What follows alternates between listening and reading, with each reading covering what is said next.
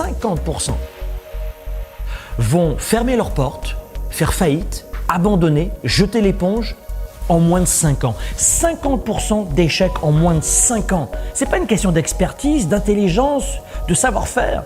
Ils sont très bons dans leur savoir-faire, mais ils ne savent pas faire savoir. Et tout commence par eux-mêmes.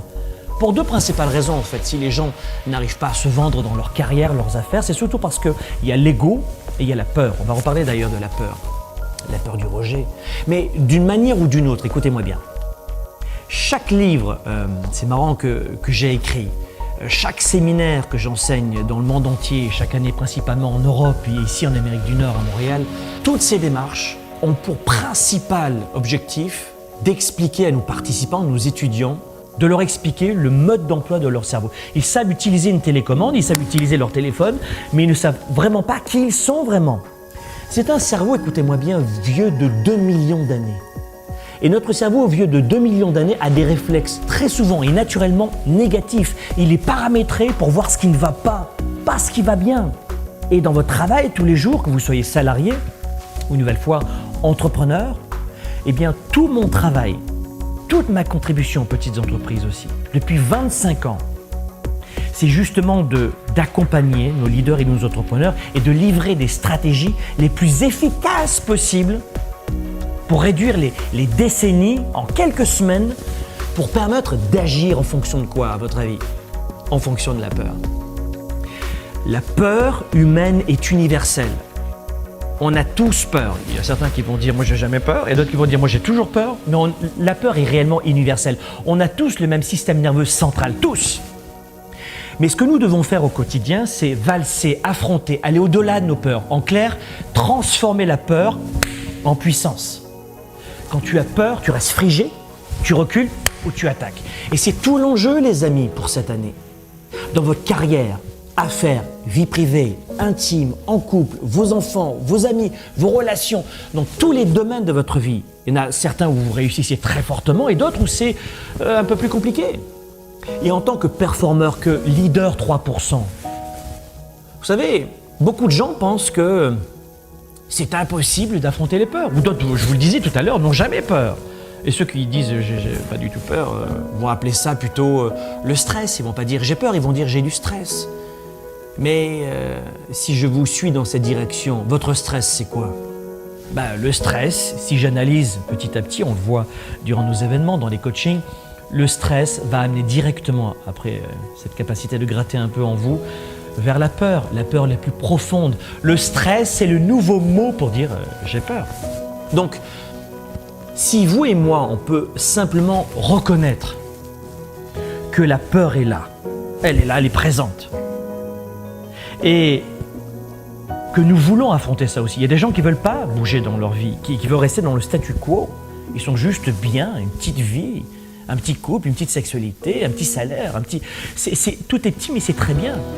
Mais vous devez comprendre que si vous reconnaissez votre peur ou le stress, vous allez réaliser que c'est ça qui vous empêche d'agir ou qui vous a empêché d'agir dans le passé. Et là, vous pouvez faire un changement, un switch, provoquer une étincelle et un profond changement. Notre travail chez Globe, c'est de changer des vies et on le voit tous les jours. Mais vous pouvez utiliser la peur comme levier d'action, pas comme retrait ou pour rester figé. Vous comprenez? Vous pouvez utiliser la peur comme carburant pour vous aider à grandir, à aller plus loin. Et à partir du moment où vous avez utilisé la peur comme carburant, vous allez décupler vos résultats.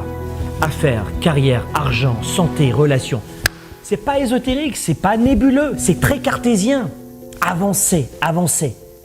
Parce que rester à l'écart de ce que vous craignez, fuir vos peurs, vous mentir, même pire, rester dans le doute, ne va jamais, jamais vous amener à la croissance dans votre entreprise, dans votre carrière et dans votre vie privée.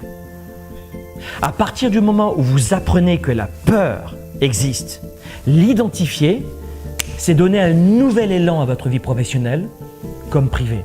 Et une nouvelle fois, il y a plein de départements où vous êtes extrêmement heureux, heureuse. dans votre corps, votre énergie, votre confiance en vous, votre leadership, vos finances personnelles. Mais il y a certains départements qui sont en souffrance et c'est la peur. Identifiez cela. Donc, si vous et moi, on regarde la vie qu'on a tous les jours, un peu comme des départements d'une entreprise, et que l'on croit vraiment que nous sommes ici pour, entre guillemets, changer le monde, notre famille, nos proches, nos clients, si on pense qu'on est ici sur cette planète pour croître, pour être dans l'expansion et pas la contraction, si vous voulez créer et vivre à 110% et pas reculer, et je forme des milliers de vendeurs chaque année, je peux vous le dire qu'ils sont dans la peur, du rejet, du non. Si vous voulez faire ce chemin de croissance, vous devez faire face à vos pires peurs. À moins d'aller au-delà de ce que vous pensez pouvoir peut-être gérer physiquement, mentalement, mais je crois qu'on peut le faire, on peut tous le faire. Physiquement, mentalement, émotionnellement, on a tous cette propension, cette capacité de grandir. À moins une nouvelle fois que vous pensiez que vous êtes à 110% et que vous ne pourrez jamais plus progresser. Mais même si je veux être un petit peu ironique, si vous pensez que vous êtes à 110%, vous mentez aussi. Vous voyez, il y a une raison pour laquelle vous avez tous les résultats dans votre vie aujourd'hui. En ce moment, tous ces résultats, il y a une explication. Vous êtes le fruit de vos décisions d'il y a 1 heure et d'il y a 6 mois, 1 an. Il y a une explication à vos résultats aujourd'hui. Et quel que soit votre passé, votre situation ou votre environnement, ou les gens qui vous entourent, ou votre salaire, ou votre ville, votre pays, quelle que soit la situation, blâmer une personne, un environnement, une circonstance ne fera jamais que renforcer votre situation à stagner.